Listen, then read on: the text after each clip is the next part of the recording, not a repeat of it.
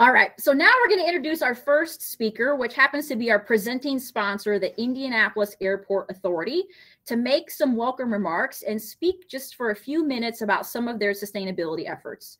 Joining us today will be Todd Cavander, Director of Environment and Sustainability at the Indianapolis Airport Authority. Welcome, Todd. I will have you come up to our virtual stage.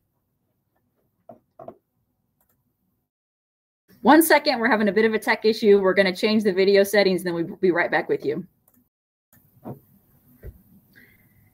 Thanks, Todd, and thank you again to the Indianapolis International Airport for their support of this event. Once again, we really appreciate you and the efforts of the Airport Authority. We're really lucky and proud to have such a valuable community asset here in the Hoosier State. So now we are going to kick things off for our next speaker, who is our first keynote speaker, Dr. Gabe Filippelli. Dr. Filippelli is a Chancellor's Professor of Earth Sciences and the Executive Director of the Indiana University Environmental Resilience Institute. Gabe is a biogeochemist with broad training in climate change, exposure science, and environmental health. Filippelli has published broadly, including publications in science, nature and geology, as well as in specialty journals and in popular press. He has personally directed over $9 million of research funding over his career. He is the editor-in-chief for the journal GeoHealth, published by the American Geophysical Union. And Gabe is a fellow of the International Association of Geochemistry, a 2022 Fulbright Distinguished Chair in Global Health, and former National Academy of Sciences Jefferson Science Fellow, where he served as a senior science advisor to the U.S. Department of State. While Gabe is speaking, we invite you to drop your questions into the Q&A box to the right side of your screen, and we will tackle those at the end. You can also upvote the questions of your fellow attendees if you would also like to hear the answer to that same question, and we will see them ranked when we moderate the Q&A session. So at this time, I would like to invite Gabe up to the stage. Well, thank you very much, Jessica, for the invitation, and of course, thrilled to be here with you all, talking about probably the highest priority issue of our time, which is, of course, dealing with the climate crisis and making the Hoosier State more resilient to the impacts. So now I'm going to shift to that awkward part where I attempt to share my slides. Hopefully, we can do this relatively seamlessly.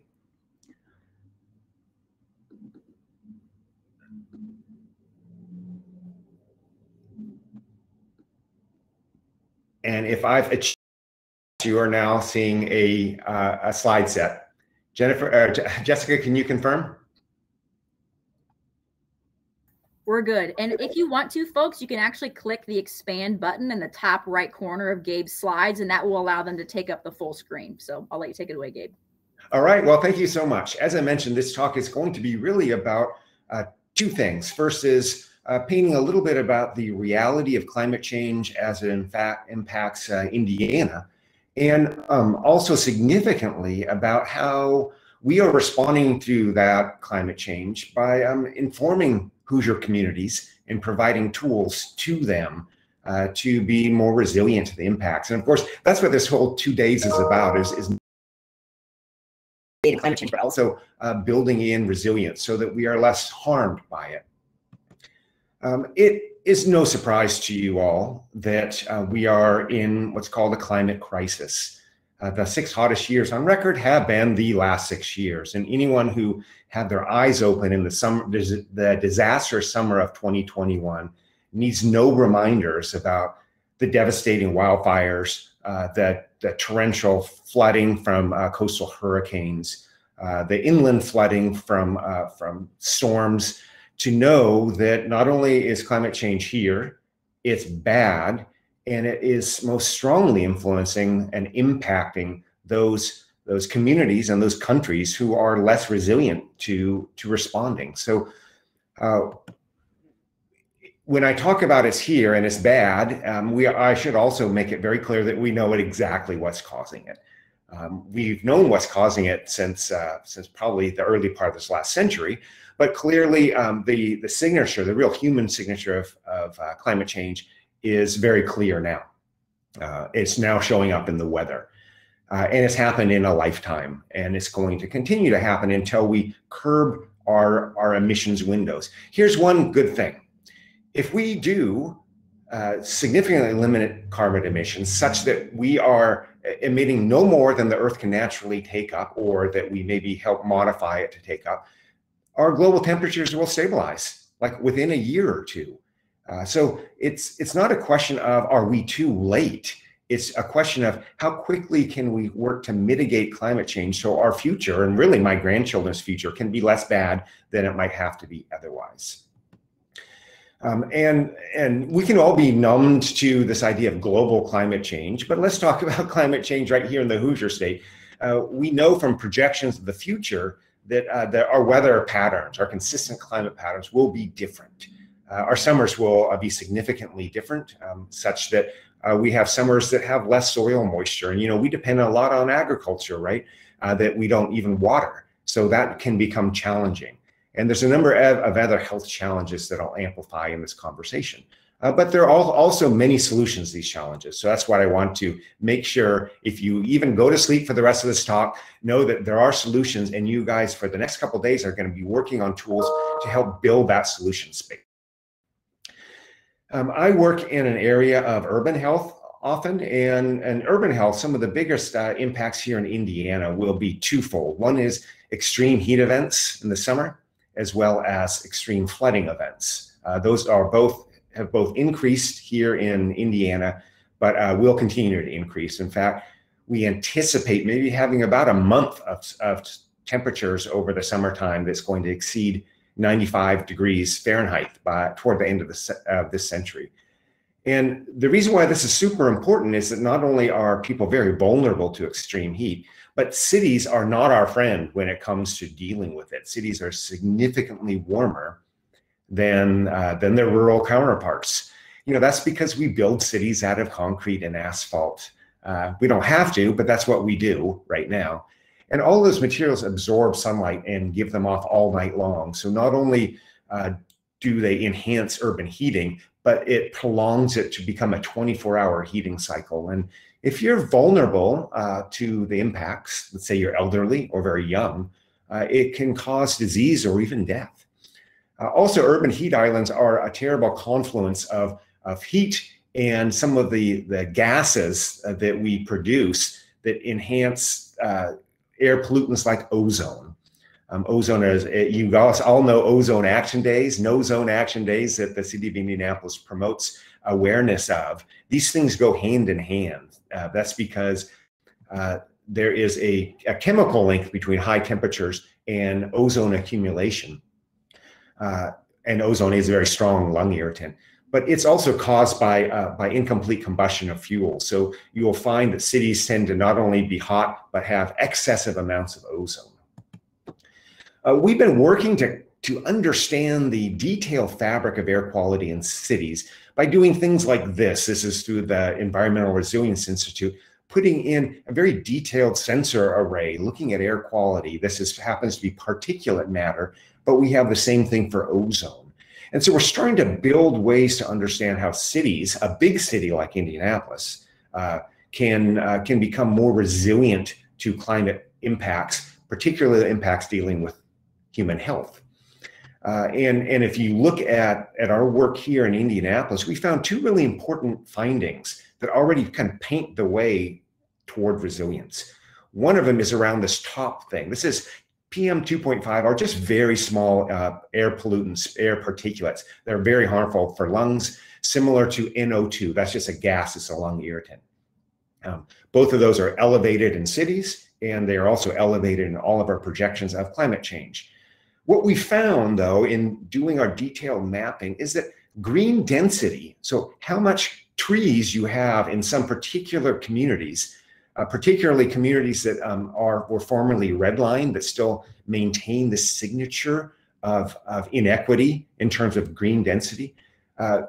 Increases in green density significantly decrease particulate matter, fine particulate matter, and NO2, and add about $1 million of health benefits to some of these census tracts from lack of that exposure. We additionally found that it's not so much the freeways that are causing issues, it's the secondary routes, where you have these medium and light delivery trucks, for example, with lots of stoplights and stop and go traffic. Those also tend to be concentrated in areas of that were formerly redlined.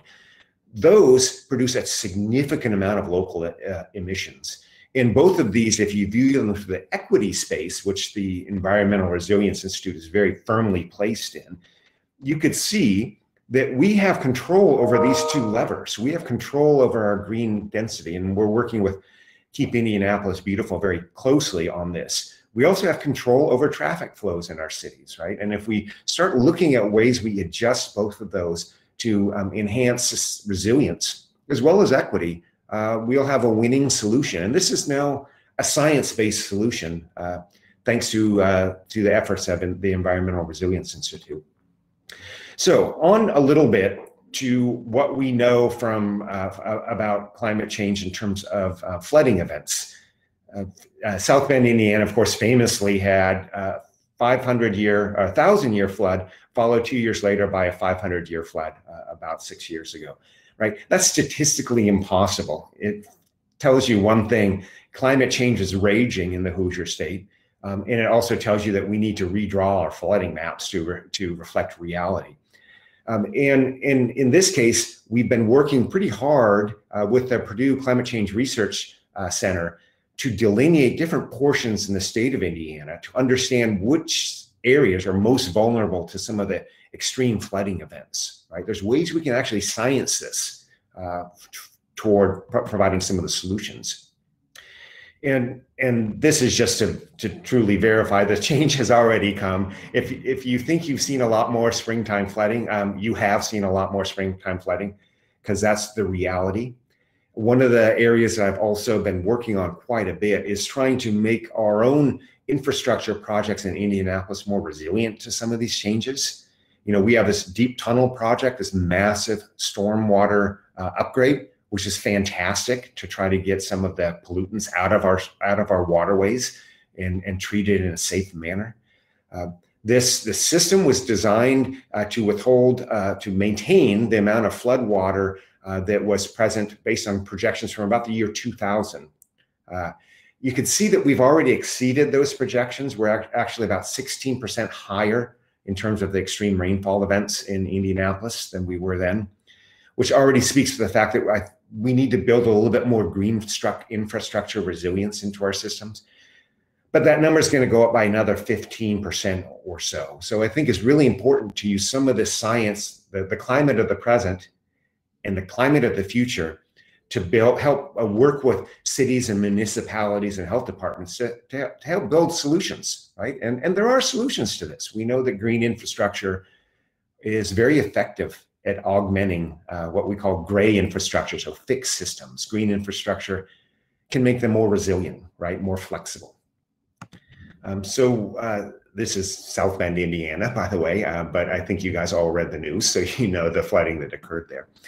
So we've been working to get some snapshots of what water quality is like before these stormwater upgrades to inform future decisions. And we've done a lot of work in a couple of our local waterways. Those familiar with Indianapolis know Pleasant Run, which is it runs along the legacy of the Kessler Park planning, the urban Kessler Park planning. And we've been working in Fall Creek as well. Ultimately, we also have been trying to look very carefully at how to make sure the White River is as safe and as much of a value to the community as possible. So we had worked on some testing for E. coli, which is a very harmful contaminant in waters. And we can see that the White River has a lot of challenges already. That bottom red line is the contact safety level for swimmers, for example. And you can see that this particular month of July in 2019 has had very elevated amounts of fecal coliform bacteria, which is this E. coli. It's great to have partners here in Indiana who are helping us spread the word and helping us explore solutions. Indianapolis Star, through funding from the Nina Mason Pulliam Charitable Trust, has been a stalwart partner in informing Hoosiers about environmental quality. So kudos, Indy Star. One other area that we are working on now with an Environmental Resilience Institute is coping with the expansion of vector-borne diseases. So, this is a disease like Lyme disease from ticks, and the potential for viral diseases from mosquitoes, diseases that we used to call tropical diseases in the past, but now have the potential to spread throughout the U.S. With Marion County Public Health Department, we have seen already that there's significantly more mosquitoes in Indianapolis. The reason this is important is not only are mosquitoes an irritant, obviously, but there's a couple of mosquito breeds, one in particular, that can harbor some of these tropical diseases like Zika or dengue fever. That mosquito species or variety is now endemic to southern Indiana, and by about the middle part of this century, will have swept past Indianapolis, its range, and into northern Indiana. I'm not saying we will have these tropical diseases, but we have the potential exists. Similarly, we've seen a significant expansion of Lyme disease, and we have researchers in the Environmental Resilience Institute who are looking specifically at the particular ticks that carry the Lyme disease and working throughout the Hoosier state. I've been talking a lot about the Environmental Resilience Institute, so now let me actually show some of what we can provide and assist with over the next couple of days, and over the next couple of decades, frankly. But I wanted to talk a little bit about what we do to help implement feasible, equitable, and research-informed solutions. It's enough to have science. We do fund a lot of science, but Crawfordsville, Indiana doesn't care if there's a really hotshot paper published in a scientific journal that very few people read. They want solutions right now for stormwater, right? So we've turned our attention very heavily to the solution space, and hats off to our former director that I took over with my partner Sarah Mincy, my fellow director. Former director, of course, Janet McCabe, who went off to help the country and the planet, but who helped really recognize the importance of local solutions. So we have a number of them that I like to walk through as I kind of head down and wind down this presentation. Is one, I saw the names of participants. Many of you have been involved with resilience, our resilience cohort, either as students who have been the student experts in communities, as well as the communities themselves. So we recognize that a big city like Indianapolis might need a little bit of assistance, but they have an incredibly well-trained sustainability office. So they can do activities like the crucial first step for climate action planning, which is the greenhouse gas inventory. But we also recognize a lot of cities and towns throughout Indiana do not have that capacity. So we've assisted them by bringing together cities and towns and placing student experts, embedding them in those town governments to help them build greenhouse gas inventories, for example, which is the first step toward climate action planning. And we've been quite successful with amazing partnerships on that front, and just thrilled to announce the continuation of this project for the next 5 years, thanks to a very generous gift from the McKinney Family Foundation to fund our resilience cohort programming through the next 5 years. So thank you, McKinney Family Foundation. But it's also been supported by other partners. We provide resources through something called the Hoosier Resilience Index. If you recall, I showed you that the extreme rainfall events throughout the state of Indiana are not the same throughout the state. So you have to plan differently in your South Bend than you would in Evansville. Similarly to things like extreme heat. So we have been working to what we call downscale climate models to make them appropriate for South Bend or Indianapolis or Evansville. And we built them into this tool called the Hoosier Resilience Index, where a community can figure out where their major vulnerabilities are in responding to climate change, and further prepare to counteract some of those vulnerabilities. A number of cities and towns have completed those readiness assessments, And all of these resources are available at some of these links that I have posted below, or just at eri.iu.edu. We've had quite a big impact, a big footprint, not just in Indiana, but globally. We have had a number of people explore our resources, and a lot of organizations do so, including our toolkit, which includes case studies, which is a city or town can go through this process, or even an organization of resilience planning, and really know that there's a checklist, but want to read up about how other people have implemented this information and what roadblocks they might have hit, and how they've overcome that. So we build out this consistent format of case studies within this toolkit of how communities have dealt with some of these issues, right? And those are available as well. We have a webinar series, a monthly webinar series, where even just a couple of weeks ago, we talked about green infrastructure and stormwater management. We also include among our toolkit the civic workbook, where we do help cities look at, and organizations look at, the cost-benefit analysis of some of these important steps we know we have to do, but sometimes we have to convince our fiscal officers that it's a good thing to do.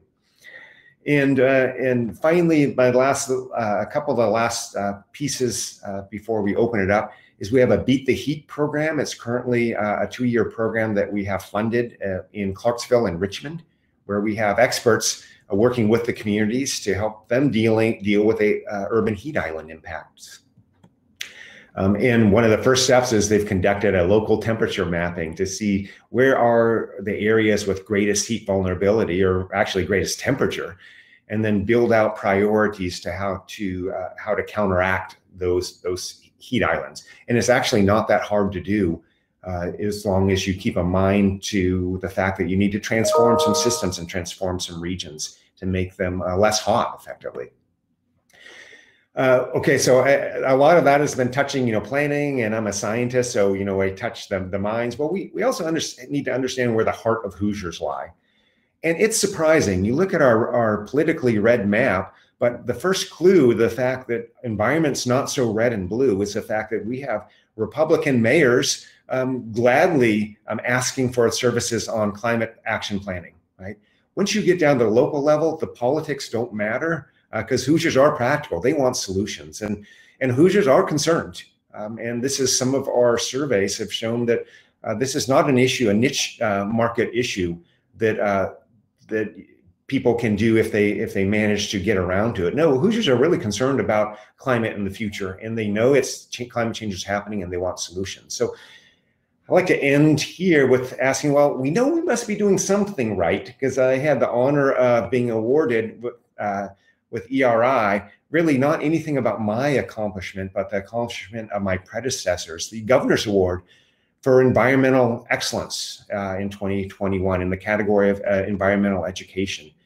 So it was a thrill to have been part of this, and just because we have this nice little award doesn't mean our work is over, and we're going to continue to work to provide solutions for the Hoosier State. So with that, I would like to thank you and invite you to contact us. You know all the deets down below, and I'm going to stop sharing and open this up. Awesome. Thank you so much, Gabe, for sharing that with us, and great work by our friends at ERI. As always, we're thrilled to have you on campus and to continue to partner with you all. So we're going to move into the Q&A portion of Gabe's talk today. I already see there are a handful of questions in the Q&A. We'll go through those in the order that they're being upvoted. So if there's one that you want to hear an answer to more than another, please make sure you give that one a vote up. And also feel free to keep dropping them in there. We're going to have this Q&A up till, well, we'll see how far we get, but we are going to have a break before we break out into our next session. So we want to make sure we have time for a break. I'll just keep track of those, and we'll just get into as many of them as we can. So Gabe, the first one that we have, mayoral terms and the ensuing decision-making is often short-term. How do we encourage and equip them to think and decide more long-term? This is a loaded question. It is, and it's such an important one as well, because that's the key for all of our political process is the kind of the tendency towards short-mindedness. But I will tell you how I would do it and how I've seen it effectively done is You can't just have one advocate at a city or town or a state promoting something, because you're right, they can be voted out. But if that person or that city council builds policy that is now embedded and is voted on, policy is not so easy to get rid of. This is why, even at the national level, the Environmental Protection Agency, yes, a different administration could come in and slow down policy implementation, but once a policy is out there, it's pretty solid.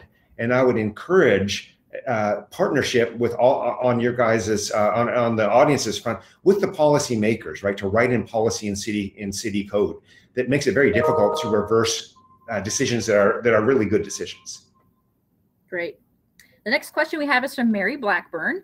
Mary asks, how do you balance mosquito control and safety of birds and pollinators? I have been concerned about private companies spraying so much that our insects were impacted.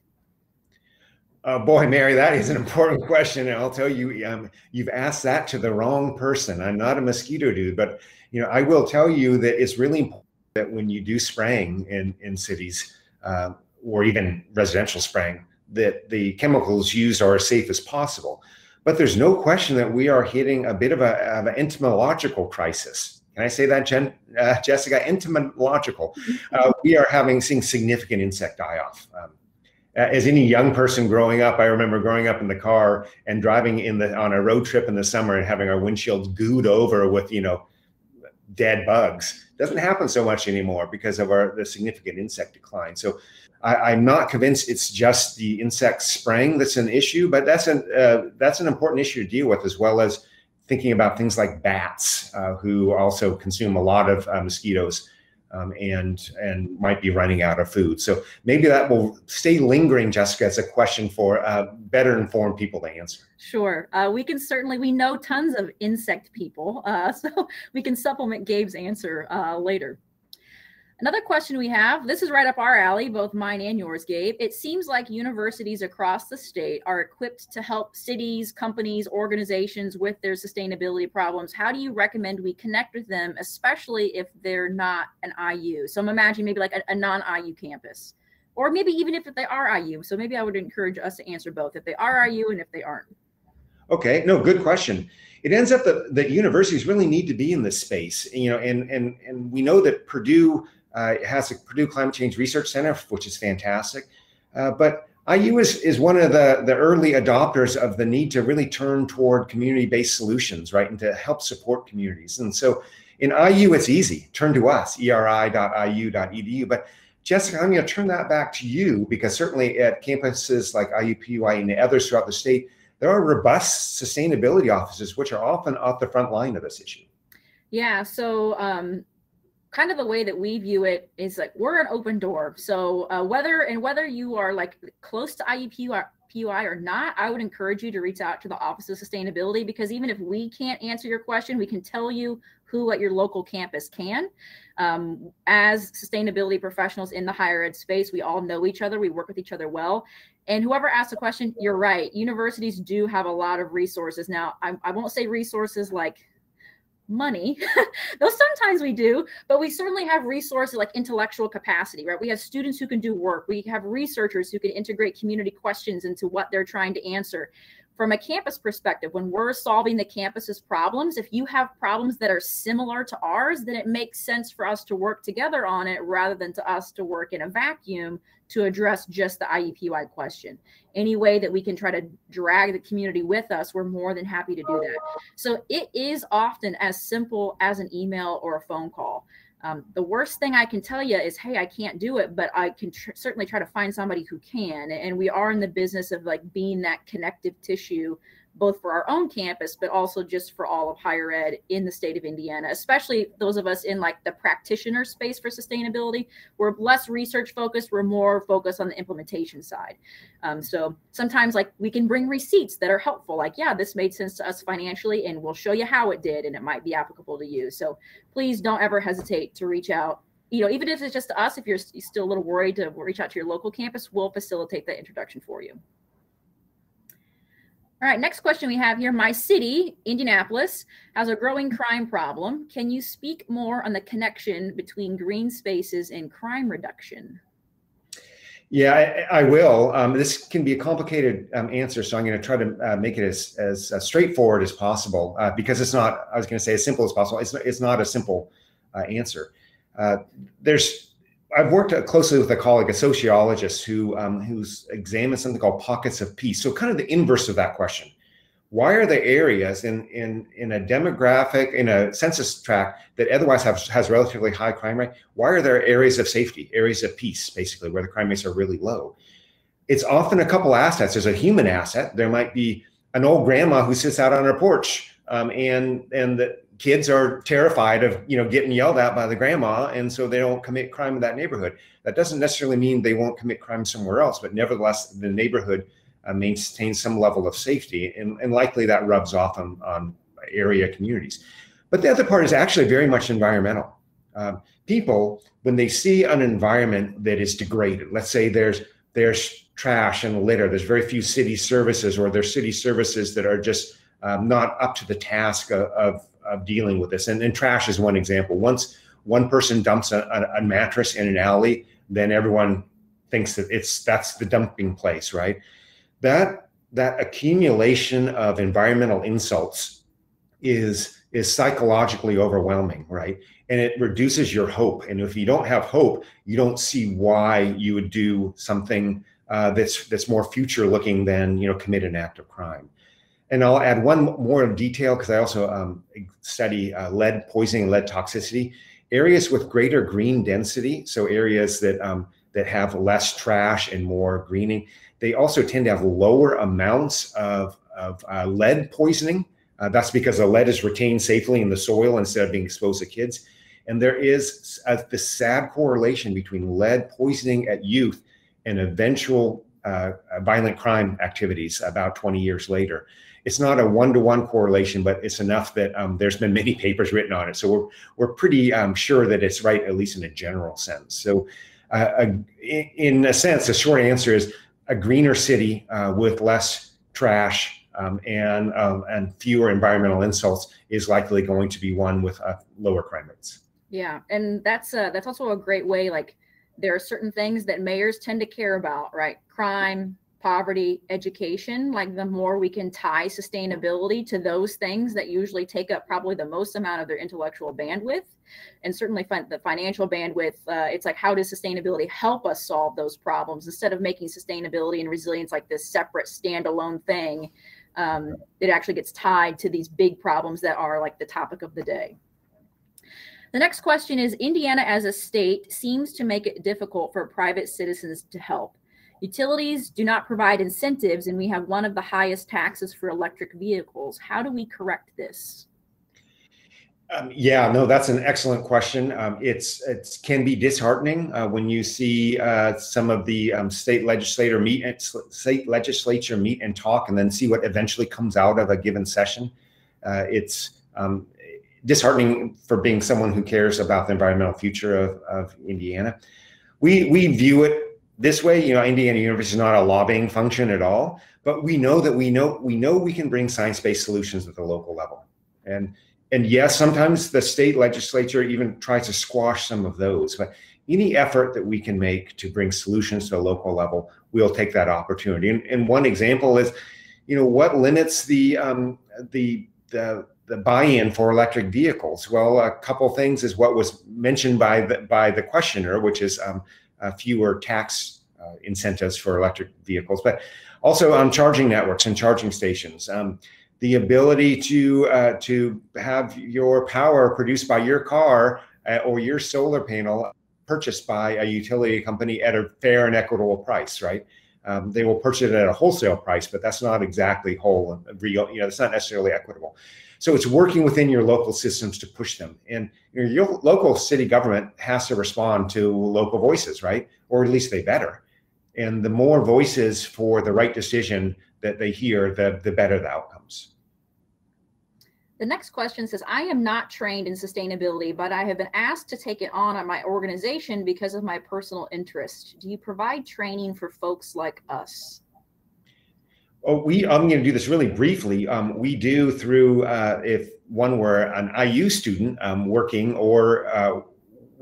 to build and hone your sustainability skills, or if you're one of the communities that we embed ourselves with, or the corporations or not-for-profits, that some of that expertise can rub off. But Jessica, you're much more versed in the sustainability space, so I'm happy to turn the rest of that over to you. Sure.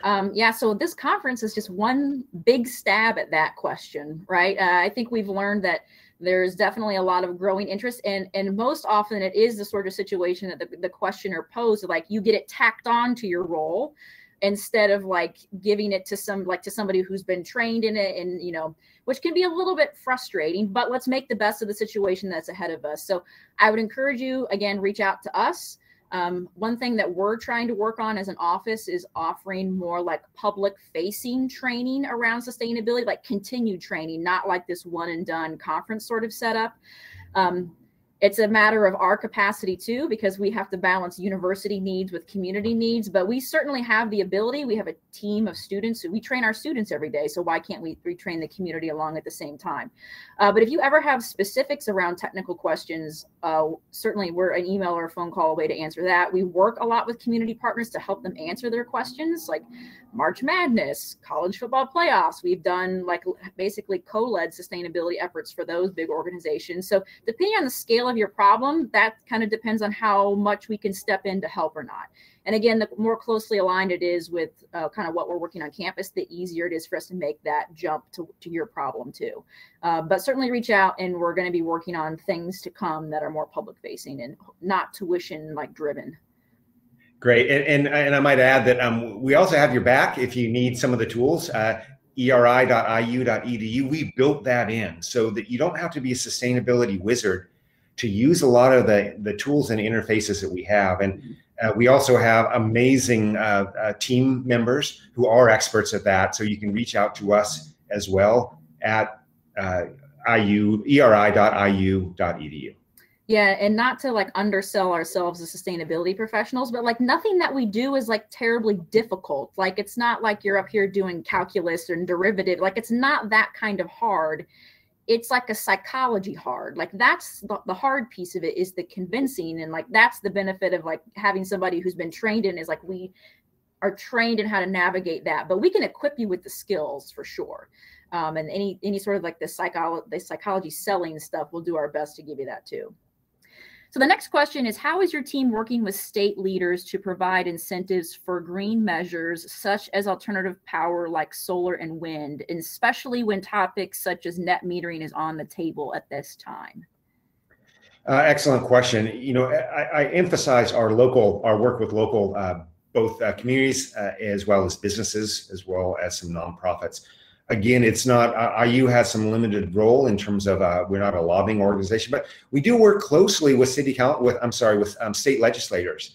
And we help them with not only tools in terms of the science, which is important. You can't come up with a solution that's not science informed, at least, right? Because that would be the wrong solution to have. And so we work at that level. We work with providing feedback on bills that are coming through, not advocating for a bill, but at least providing some scientific information behind why that bill would would produce net advantage or net disadvantage for Hoosiers. And it is complicated. The state house moves a little bit more slowly than many of us would like to see, and so that's why we're also working with local organizations. Great. The next question is, can you talk about how we will be impacted by climate-driven human migration? Wow. Now that is something that we've been talking about a lot in the theoretical, but we are seeing it more in the actual now in Indiana. There is it looks like an inkling that we are experiencing some climate migration, in-state climate migration from coastal communities. Instead of everyone going to Florida, we might be opening our arms to Floridians as they're flooded out of Miami. I suspect that's going to be a slower trickle moving forward. But I'll tell you, one of the most effective ways to do that is, and a way to, I hate to say take advantage of that, but we can. The Hoosier State would do right to embrace some level of climate migration, so long as we have the tools. We've built Indiana itself so it's climate resilient. right? If we don't do that, then what are they migrating to? So that's exactly why we are engaging this process of building a solution space. I'm a climate scientist, so I'm all for mitigation. Everything you do, you should be thinking about mitigation. But by helping to build local solutions, I just feel like we're making Indiana more sustainable and more resilient. And I might add that almost everything you do in the next couple of days is going to be a net benefit for climate, right? You do a greenhouse gas inventory. You're not just doing that for a theoretical thing. You're actually figuring out ways to reduce electrical costs often, or fuel costs. Both of those reduce carbon emissions. So although you might not, some companies, you might not want to sell them right away with greenhouse gas inventory reductions. They might just be looking at the electrical savings. Well, guess what? It works for both. So great question. We have not necessarily seen our numbers double in Indiana in terms of population, but we should be prepared, and that's exactly what we're doing. The next question is from Nakema. I may not be saying that correctly. If I'm not, I apologize. But Nakema asks, are there plans to improve public transit in Indianapolis as well as the rest of Indiana? In Indianapolis, we certainly have plans, and we actually have implemented some of those. The timing of the implementation was catastrophic because, the Red Line, which is an electric dedicated bus lane, which is a great example of that, stretches from University of Indianapolis on the south side of Indianapolis all the way up to Carmel. And that's a great asset, but it's just a single line. There needs to be much more. I would reach out to the city of Indianapolis. They've developed a phenomenal plan called Thrive, which outlines a whole series of plans related to mass transit. And that's only speaking for the city of Indianapolis. So yeah, they're very mindful of the need to do that. We need to stop being a one person per vehicle commuter city. And we need to start transforming our city to be a city of the future. So I can't speak much about state level plans, but I can for Indianapolis. Yeah, and I'll just add too that one of the hurdles, well, for Indiana in general, but even here in Indianapolis, is that the way that we zone land sometimes doesn't encourage density, which is really what you need to make something like mass transit successful, viable, financially able to work. So it's not just a question of transit, it's also a question about land use, so that these two things are interconnected. So when we have downtown Indianapolis, a huge parking lot, how many people could live on that parking lot that then would support something like a mass transit system? So being thoughtful about how cities are put together and how we're gathering groups of people then lends transit to the ability to be much more successful. That's certainly a challenge here in Indianapolis, even though we are a big city. Greg asks, what is the one main thing that you would suggest the state of Indiana can do to help secure our children's future? Wow, I would say the one main thing is to implement a statewide climate action plan. That would be the one main thing. So a climate action plan underneath it would be embedded all of these steps that you need to take. But of course, we talk a lot about, well, the science needs to inform the plan. So that's why you do the greenhouse gas inventories to inform the climate action plan. But a plan is not enough, right? A plan is not enough. You need to implement that plan, which usually means you need to set aside money to implement that plan. You have to have strategies to implement that plan. You have to have priorities to implement that plan. If local communities can do it, why can't the state do it? And I would encourage you all to flex your voice for sustainability in a state to call for the development of a really aggressive state level plan. I would agree with that. And sometimes in the absence of a statewide strategy, we're all kind of left figuring it out. All of our cities, towns, organizations, we're all trying to march the same direction, but we don't have I don't know, it's not a constant course for all of us because we don't have anything bigger than us providing the lighthouse of where to go. So Stephen asks, if a Hoosier who is passively concerned about climate change but isn't particularly knowledgeable about it or engaged with it asked you how they could make a substantive impact, what would you tell them? I love that question. It's a really important question because sometimes people feel a bit powerless, right? Especially if you read the headlines, you just think, oh my goodness, what can I do? Well, there's a couple things you can do. Sure, you can do all the things that I do. I try to bike commute as much as possible to reduce my commuting emissions. We buy clean power plant. We are a part of the green power plan for the Indianapolis Public Power and Light. Try to reduce flying, which I've done substantially since some of the climate wake-up calls over the last couple of years. All those things, that's all great. You can be a vegan, for goodness sakes, which is great too.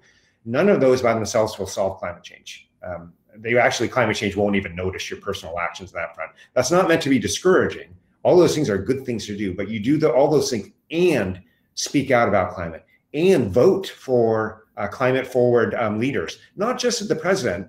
The president's like 5 steps removed from what we can do. Vote for a city council person who talks about the environment or climate and equity. Vote for a state legislature to do the same thing, and of course for Congress people. Your voice is your most powerful individual item you can use, and also do all that other good stuff. Get on a bike, good for goodness sakes. Leslie asks, what does medium emissions mean? Can you elaborate? I think that means the medium emissions model. Yeah. Yeah. So, it's interesting. Thank you, Leslie, because you see a lot of projections. And if you were to ask me 5 years ago about those projections, there's usually 3 of them. It's called a low emission, a medium emission, and then the high emission, which used to erroneously be called business as usual. The high emission just assumes we're going to burn coal like nobody's business, right? We're going to do all the things we've been doing and just waiting to see how the market might respond. And the high emission scenario for this century is a catastrophic one. But we're not getting there. Every one of our projections based on the last 10 years of activity says that, thank goodness, we don't have to cope with the highest emission. But importantly, it's really a choice between the lowest emission, which is in line with this, the 1.5 degrees centigrade increase that was called for by the Paris Climate Accords, and the medium emission, which exceeds that, but it's a less terrible future, right? It ends up our real climate emissions projections are between those two. To crank it all the way down to the low emissions. It's most effective if we do that in the next 10 years, but that's what those scenarios are. And the only reason why you need those scenarios is that we build the climate models to tell us output based on that scenario. And when I say build climate models, I don't really mean that. Climate models are built. You just add in the extra carbon dioxide to make this high emission standard and then see what 2080 turns out to be. And it's not good. But fortunately, we are closer to the medium emission or lower scenarios. That doesn't mean that even that is really painful for the future. So we should strive to immediately curb emissions. Sure. So I'm going to shut the Q&A. We're going to do the ones that are here, and then we'll be done. So folks who were asking, you can always email us. But we'll do these last 2, and then we'll end the Q&A session. So the next one is, how viable would it be to have city policies that would require local delivery vehicles to be EV? Super viable. super viable. And that's an excellent question. And let me talk about the science about that just briefly. I had mentioned that our research right here in Indianapolis shows that a major offender actually for local air quality and thus local health are not the big trucks that are on the freeway necessarily, but the small to medium-sized delivery trucks, right, that roam around your neighborhoods. If those were electrified, right, that immediately solves their emission, at least their local emission problem. So policies to require not just city vehicles to be electrified or powered in, at least in hybrid or some other way, but also pressuring a local Amazon. I'm picking on Amazon. I shouldn't be that way. Large corporations that have a lot of deliveries, local deliveries, working with them to incentivize their adoption of electric vehicles for their local fleets. That's a policy that could work. It does require policies to be effective, usually have a budget behind them. So, nothing is easy, nothing is free, but it's all doable. Mm-hmm. The last question we have here is from Sienna. How much of an impact do you think Indiana's historical lack of climate change education policy has had on environmental legislation? Kiana, you said that her name was? Kiana, I think I'm saying that. Kiana. Yeah. Okay. Kiana, it has everything to do with it. It has everything to do with it. There is a historical lack of climate change education. or where you get it, it can be sort of extremist and scary. That's fine. My science shows me that climate is kind of scary, and I can go the extremist route. But it also, our work at ERI and other places show that some of the local impacts are manageable if you educate people in the right way. So not educate in the way that the sky is falling, but rather work with them. So that's what we're doing. That's what Jessica does with the Sustainability Office. So what we do at ERI is educating people on the solution side. Once you get a solution, you can start measuring the science of it and understand, like, okay, that's bad, yes, but I feel a little bit more empowered that at least I have some answer. If there's no answer, you bury your head in the sand. But so what we try to do at ERI is to provide climate information that's not scary, but it's realistic and it's actionable. So yes, historically, I think that's been an issue. But if you look at this new generation of Hoosiers, they're totally climate aware. They're totally ready to take action, and they're behind us. If us elders help support their hope and passion, we can turn Indiana around. And we're doing that community and town and business at a time. But let's do it state. Let's do it across the entire state. And I'm going to put a plug in here because we have a lot of students joining us today for the conference. Actually, about 30% of our attendees based on registration are students. If you are a student and you are in Indiana, I know sometimes you want to grow up and go and work in San Francisco and Seattle and Portland. Here's what I'm going to tell you. Indianapolis needs you more than those cities do. Indiana needs you more than those cities do. So when you're thinking about if we're going to train you up as sustainability professionals, as people who are intelligent about this, know how to solve these problems, fix your home. Like we desperately need people to stay, because the more of you who stay, the bigger events like this get, like the more we can actually make measurable impact. If you're a parent of a kid, encourage them to pursue a career in this. Like, it seems like the job market is just taken off for ESG, sustainability, and resilience. There's a ton of opportunity, but we need folks to stay where the problem is. So I understand the attractiveness of big city lights and ocean views, but also Indiana needs you more. Please consider, serving your home state, at least for a little bit, to help us solve these problems so that we can make it better for all of us now and for generations to come. So just something for our current students to think about. So thanks, Gabe. That's the end of our Q&A session. I will invite you to exit the stage if you would like to. We appreciate your time. We'll give you a little virtual round of applause. Thank you, Gabe, for joining us. We really appreciate it. You see all the purple and yellow hand clapping there off to the right. Thank you, Jessica. That's a standing ovation. That's what that counts. That's a standing O. Thank you. Take care. We'll see you.